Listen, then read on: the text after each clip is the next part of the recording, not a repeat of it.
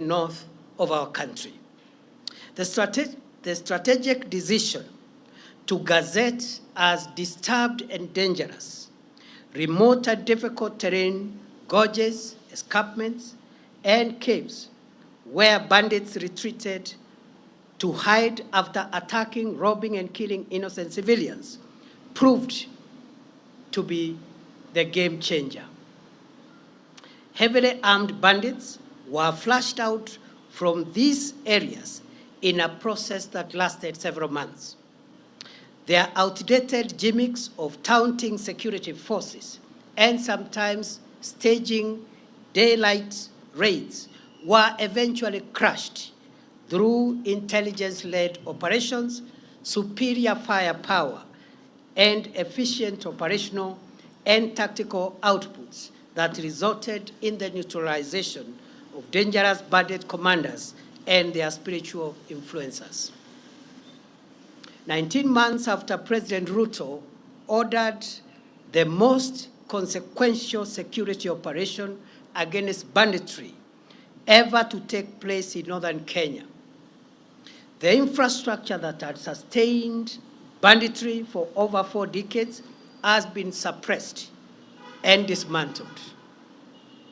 Bandit gangs and their enablers have been overpowered and scattered, despite occasional feeble attempts to resuscitate this dangerous crime against the people of Kenya. Scores of schools in Baringo, Samburu, Elgeyo Marakwet, Turkana, West Pokot, and Laikipia counties have been reopened. Mokogodo Forest, Sieku Valley, Burat Hills, Korkor, and Arabal Hills, Tandale Valley, Gelecha Valley, Malaso Escarpment, Kurkur, Pura, and other previous bandit hideouts are today pacified. As I relinquish the reins at the Interior Ministry, I am grateful to God, to the commanders and officers of various security agencies, and to the communities for their help as we look forward to sustaining the prevailing peace in these previously bandit-infested areas of our country. I will forever cherish the useful input of communities profoundly represented by the Under the Tree conversations I had with elders and residents at the foot of Arabal Hills in Baringo, the Kolowa Bridge at the intersection of Baringo and Elgeyo Marakwet counties, and in Lokori and Nadapal in Turkana County. I desire to live to see these parts of our country completely free from the terror of bandits and opened up for socio-economic development as Kenya marches into the future. The strides that we have made in the fight against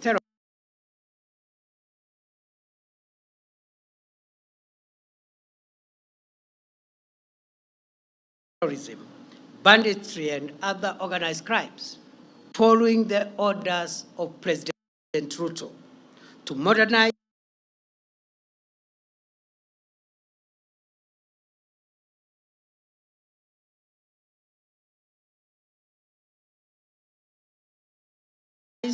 the operational and tactical equipment of our security agencies. The 37 resistant ambush-protected vehicles, personal protection equipment for the police, as well as sophisticated weaponry to provide enough firepower to protect our nation.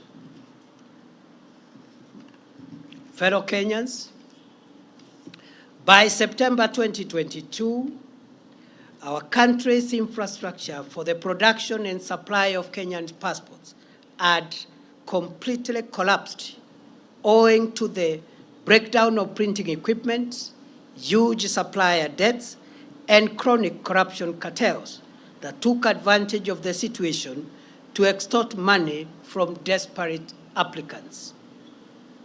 After many months of reorganizing and financing arrangements, as well as personnel deployment at the Immigration Department, I am proud to report that as I leave the ministry, the government has been able to acquire modern printers and all the pending supplier debts have been paid. The passport production and delivery waiting period has been reduced from more than 12 months in 2022 to 7 days at present. The backlog of 724,000 passports has been cleared, and the challenge now is to expedite the delivery process to clear the 85,000 uncollected passports that are ready. As I leave the reins of the ministry, I am proud to report that the corruption cartels of staff and members of the public that used to harass passport applicants have been dismantled, and 17 ringleaders, including immigration officers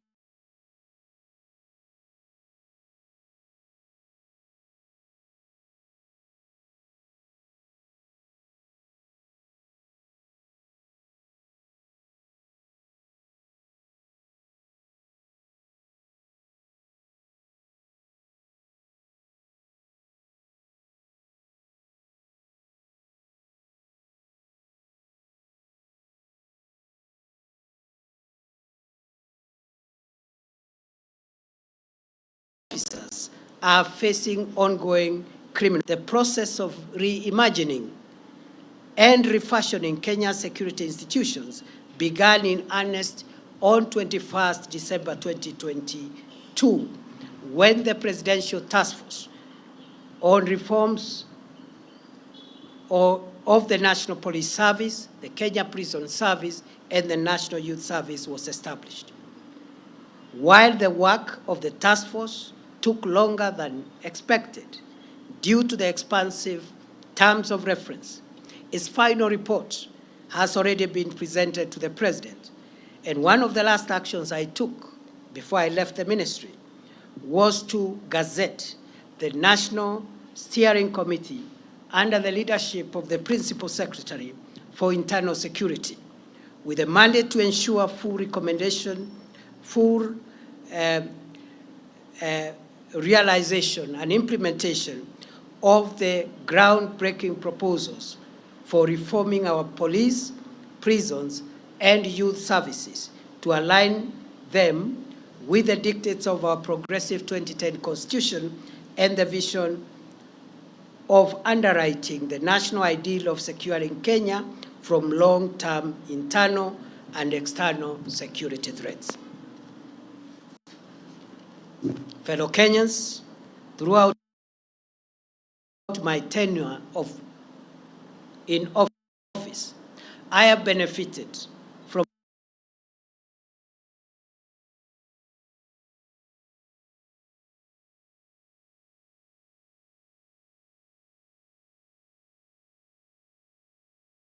direct support and encouragement of Interior Ministry, Secretary, departments, and other agencies that fall under the Ministry of Interior for great teamwork, support, and encouragement.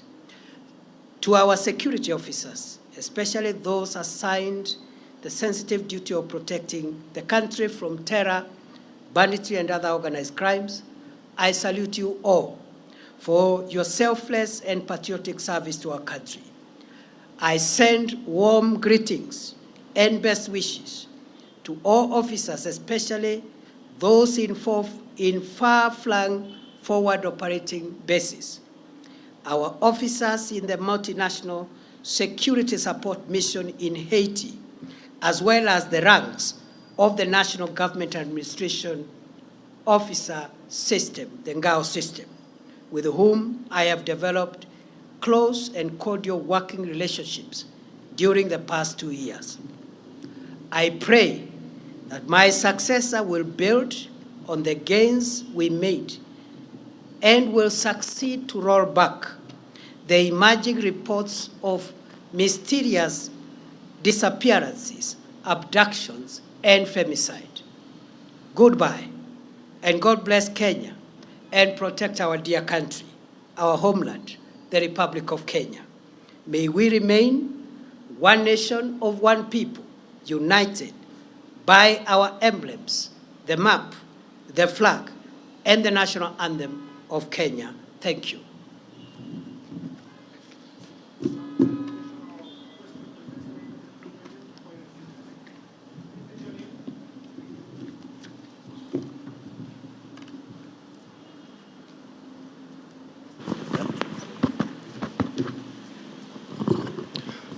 My name is Eric Owenga, labda kwa Kiswahili Bwana Naibu Rais.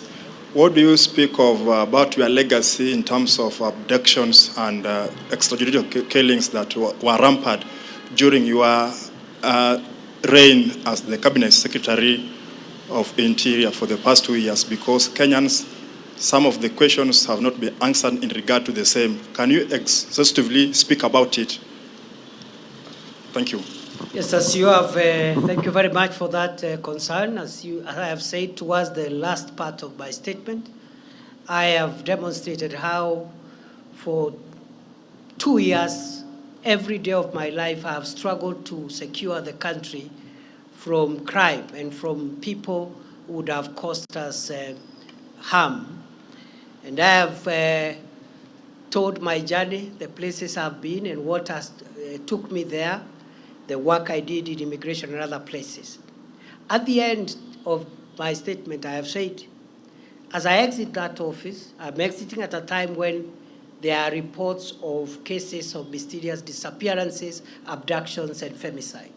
And I have handed over the responsibility of cracking down on those emerging reports of crime. And I wish him well, and I know he will succeed. The same way in the past, I've been able to handle those other national security challenges. Remember, these are challenges that we've witnessed in the last few months, and already we had gotten ourselves on a place where we had come up with a strategy of cracking down on this criminal behavior, the same way we succeeded, even with the Nairobi urban crime, which was quite a spiral at the time we took over, and which today is manageable. And therefore, these are developments over the last few weeks, maybe a couple of months. We had laid the ground on how to deal with both cracking down on criminals who are in that space of femicide or abducting people, and also a framework for accountability of any rogue officer or officers who will be involved. And therefore, that should be the task of the next minister going forward. I have no doubt I have done my best every day of my life, and there is no day I have slept without asking myself what I have done to make our country safer. Before, because of time, allow me now to transit and speak on my assumption of office to the office of the Deputy President of the Republic of Kenya. Those of you who were in the swearing in, you realized I just made some of the cuff remarks deliberately because it would not have been appropriate at that time to give lengthy speeches because of the official context of the day. So today is the day when I wanted to at least make a statement on my assumption of office. Fellow Kenyans, on 1st November 2024, as you are aware, I assumed the office of the Deputy President. That day was and shall remain the most momentous and significant day of my life. After serving my country for a quarter of a century as a law lecturer, legal practitioner, senator, majority leader of the Senate, deputy speaker of the Senate, and most recently, as the cabinet secretary for Interior, I now take over office as the third deputy president of the Republic of Kenya. It remains astounding how a son of Kenya, born some 52 years ago in Tharaka, a remote part of the then Meru district, and in a humble homestead of a rural clergyman and his housewife's spouse, could eventually get the opportunity to serve this country in the esteemed and high office of Deputy President of the Republic. My assumption to the office of Deputy President has presented me with an opportunity to reflect on our country's past, present, and future. In my reflections, during the past 1 week, I have come to the profound realization that Kenya, our homeland, is a country like no other. Its charm, the industry of its people, our fine weather, our culture, and our breathtaking topography are unmatched. It is gratifying to see millions of patriotic Kenyans work hard every day, waking up early, sleeping late, to make a honest living, eat from the sweat of their brow, and build the country that they call home. While it is true that formidable challenges confront us today, it is also true that we always find a way to surmount obstacles and protect our country and its people from the shocks of the modern world. Where a tiny number among us has tainted our country's image, the same has been repudiated by the exploits of millions of honest and patriotic, focused Kenyans who love this nation enough to protect it from the risks on its survival. Indeed, Kenya is a covenant country, blessed with an industrious people and an incredible array of natural resources requisite for the creation of wealth enough for all its people. We remain eternally grateful to the heroes and heroines who have ensured Kenya remains the blessed nation that it is. As we reflect on our challenges, let us capitalize on the jolting of these challenges to write a new, better, and brighter chapter for Kenya. We should heal our divisions, solidify our national unity, and pursue our country's goals as brothers and sisters, joined by the permanent bonds of our common heritage and our common future. I have had occasion in the past few days to ponder on how the orderly transfer of authority as called for in our Constitution takes place seamlessly in our country. I realize that my ascent to the office of Deputy President has taken place on the back of a hotly contested constitutional process. For weeks, the country was glued to parliamentary and judicial events whose completion is a testament or was a testament to our country's democratic credentials and the integrity of our constitutional institutions. I am humbled to be of service to this country as its Deputy President and to formally take the reins to support and assist President William Ruto and the team he leads towards the realization of his vision to deliver the transformation of Kenya. It is an honor to serve my country at such a time as this, when Kenya is moving forward and upwards to the heights that our forefathers envisaged when they fought for the establishment of our republic. The founders of our nation and those who fought to make us a free people triumphed over the oppressive chains of colonialism, not only because they worked hard for it, but because they remained united. Today, as in the past, the quest for national unity is undeniably the most profound aspiration animating our national conversation. Why? Because we are coming from a rough patch where we had been enthralled in a rather unfortunate conversation about distinction, difference, and division. At a time when the country desperately requires a rallying call to pull together to steer our nation to greatness during these challenging times. Kotarel Somoei, Dedan Kimathi, Mekatilili Wamenza, and later Jomo Kenyatta, Ronan Gala, Oginga Odinga, Masinde Muliro, and many others worked hard to set free the whole of Kenya, not parts of Kenya where they were born or raised.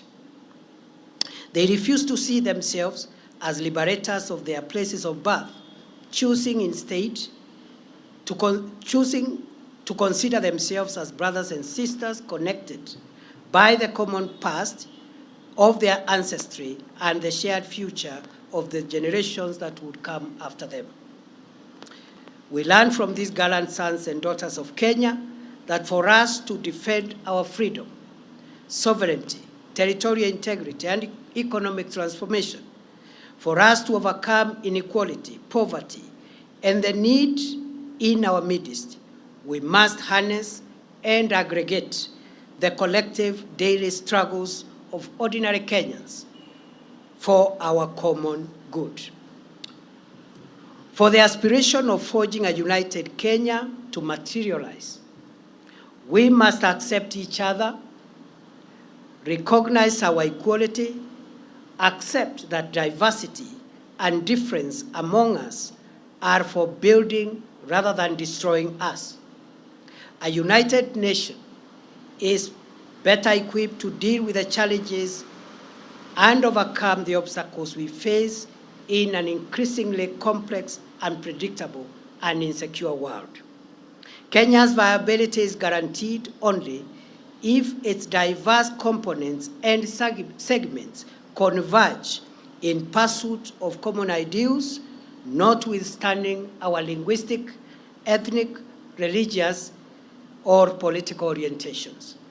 As I assume the functions of the esteemed office of the Deputy President of Kenya, I pledge to support and assist President Ruto to canvass, defend, and accelerate national unity, but also to canvass, defend, and accelerate the implementation of the bottom-up economic transformation agenda on which his administration was elected 2 years ago.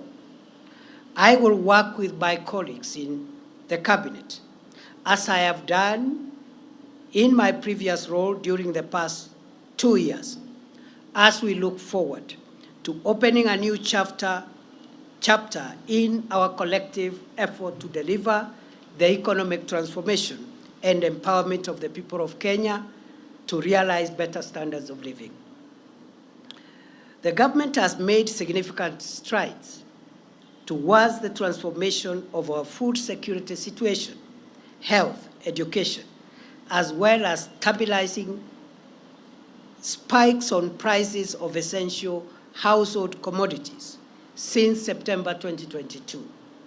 The government's resolve to introduce a higher education funding model that is student-centered and to roll out universal health, affordable housing, and other initiatives require constant communication for public buy-in, input, and feedback in the spirit of a people-centered delivery of our country's development agenda.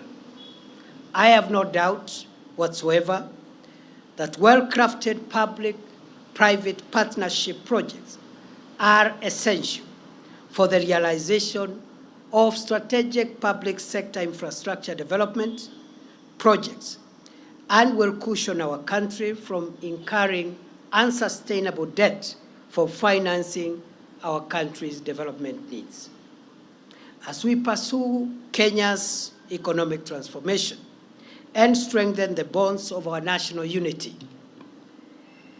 Now is the time to ask every citizen to introspect on their contribution towards the actualization of the Kenya we all want to live in. The values of honesty, hard work, patriotism, family, and all other values of our civilization, faithfully transmitted through generations, makes it possible for us to transform this country into a more inclusive, equitable, and cohesive nation in which every citizen is able to live free from fear and want. A Kenya where every citizen has a realistic opportunity to attain good health, wealth, and safety. Our ambitious ideal for a new Kenya will be actualized by sacrifice, hard work, pulling together, eschewing the blame game, and loving Kenya more than our subnational affiliations. It is possible to converge our diverse subnational interest into broad collective national interest as the surest way of realizing Kenya's viability as a solid, respected, competitive, devolved, modern, democratic, plural society able to assert itself in the world for centuries to come. Only a country of opportunity that Kenya is can cause the little village of Irunduni, tucked in the outskirts of the unassuming hamlet of Mukodhima in semi-arid Tharaka, to produce the country's deputy president. I grew up in a competitive environment, learned to manage scarce resources in a large family of 9 siblings, raised by peasant parents, and introduced to the values of respect for others and respect for authority, the love for God, and the love for country, considering other people's needs before my own needs. These values would later be firmed up through my education journey in the schools and the universities I would attend later in life. That it has been possible for me to come this far confirms that in this country, there is no reason anymore why a child born in Moyale, Loitoktok, Nyahururu, Lodwar, Nyansiongo, Malindi, Ugenya, Kadhonzweni, Elwak, Kimilili, Lungalunga, Marara, or anywhere else within this great country cannot aspire to rise to any office. I am truly blessed to be a son of Kenya. May God bless and protect our dear country, our homeland, the Republic of Kenya. May we remain one nation of one people, united by our emblems, the map, the flag, and the national anthem of Kenya. Thank you and God bless you.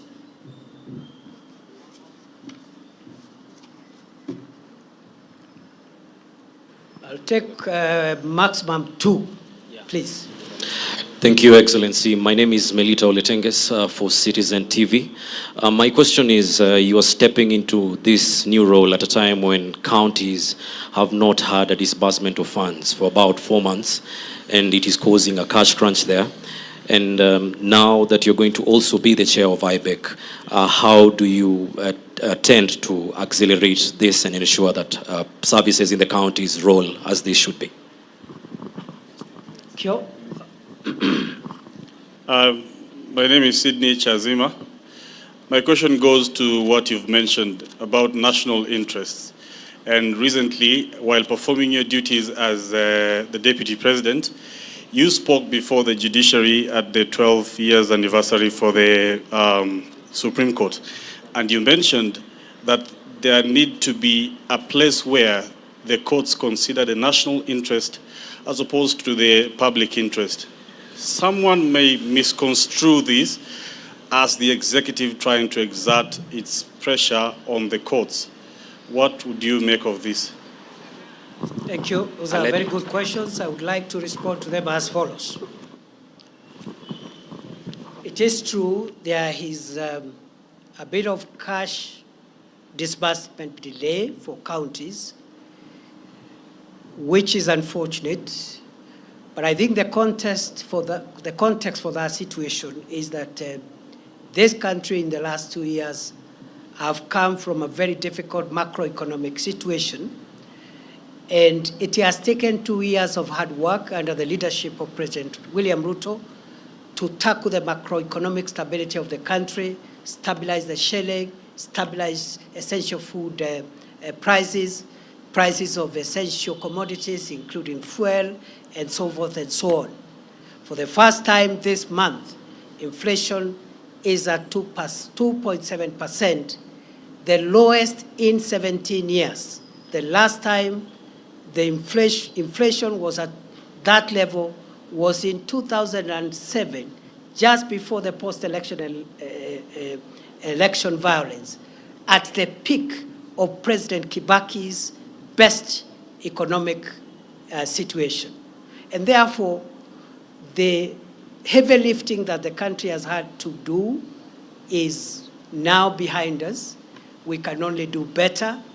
I am going to convene as soon as possible a consultative forum under the auspices of IBEC, and I believe the short-term issue around disbursements should be tackled in a more sustainable manner so that we don't just release what is outstanding, but we find mechanisms of ensuring that we don't have similar delays in the days ahead. So that is something that I'm seized of.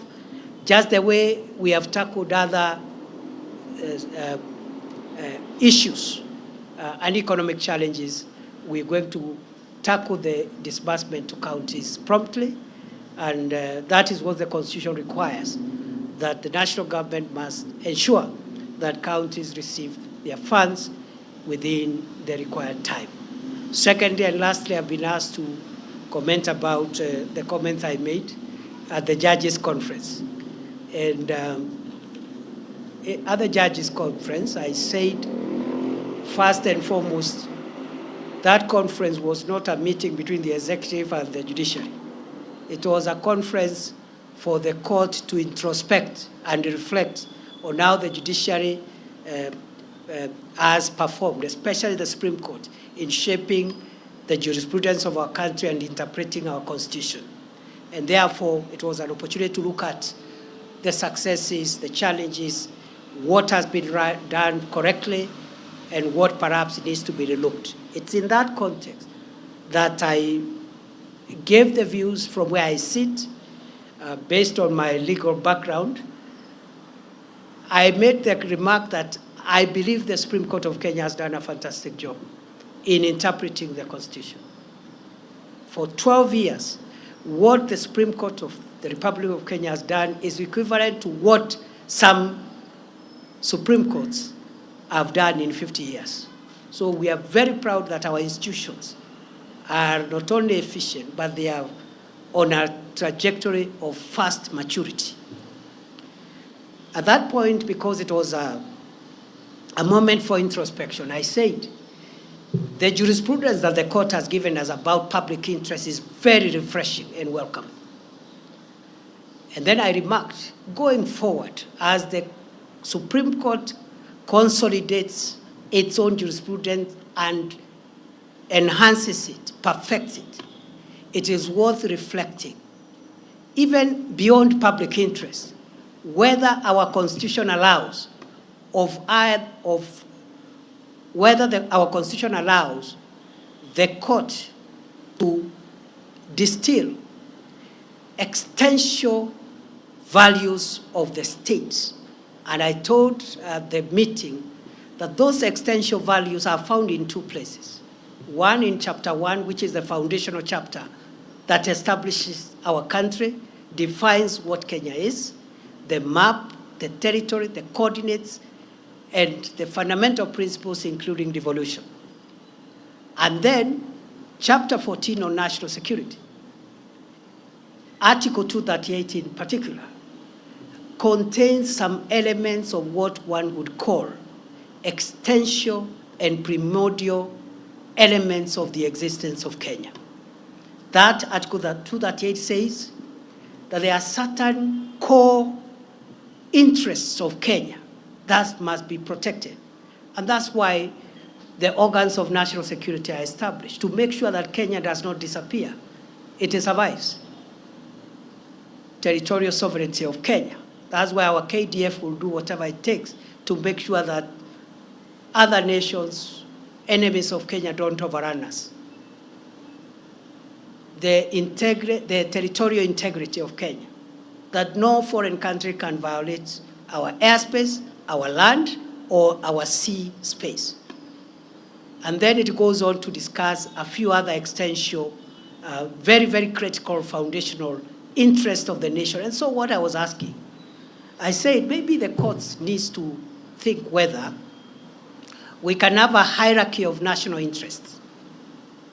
The general public interest on everything else, and very basic and existential interests on which the survival of the nation rests.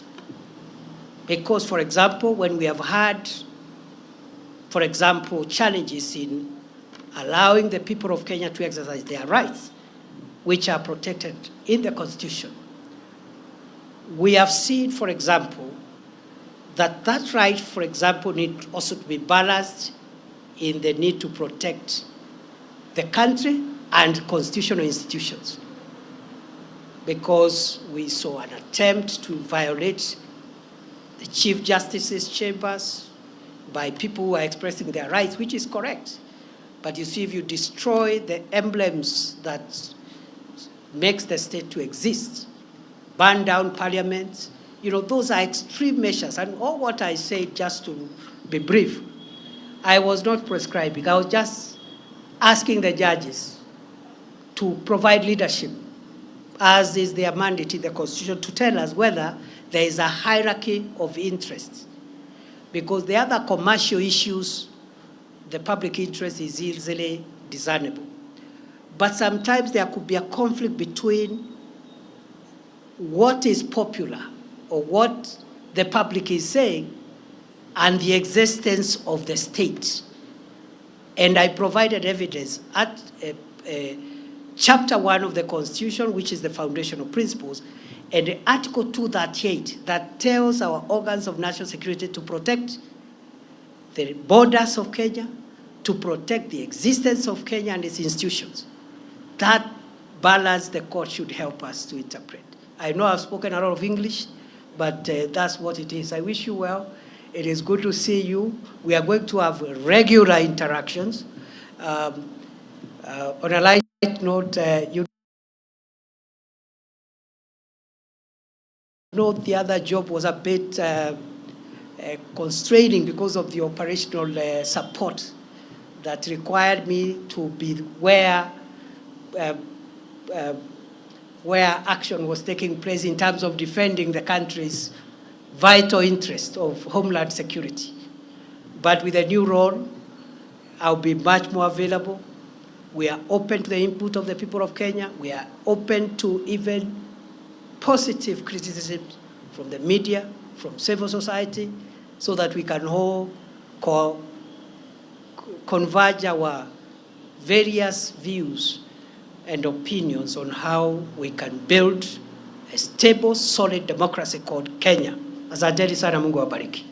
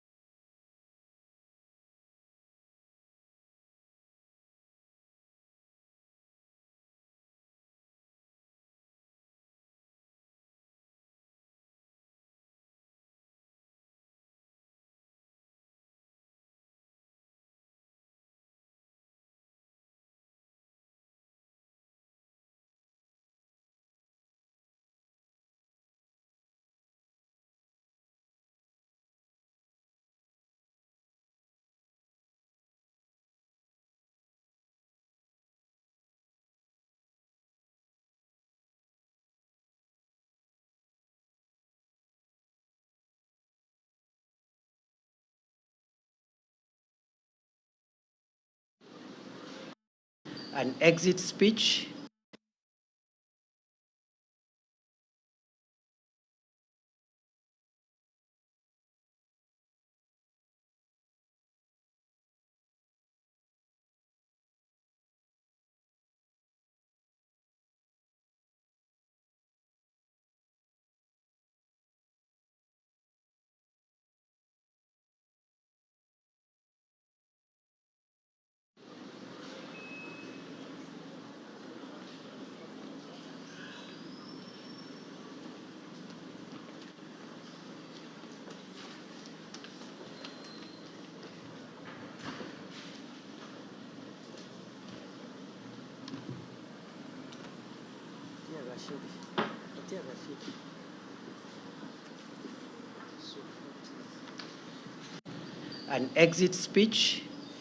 so that we can account for the 2 years in which, by the grace of God, we have had the privilege to serve our country in that office. Since the 27th of October, 2022, I have had the immense privilege of serving our country as the Interior Minister. Appointment to this role was not only a humbling symbol of confidence by President William Ruto, but also it thrust me into a most monumental responsibility of providing leadership to and coordinating the organs of our homeland security. For its unique complement of extensive functional control of Kenya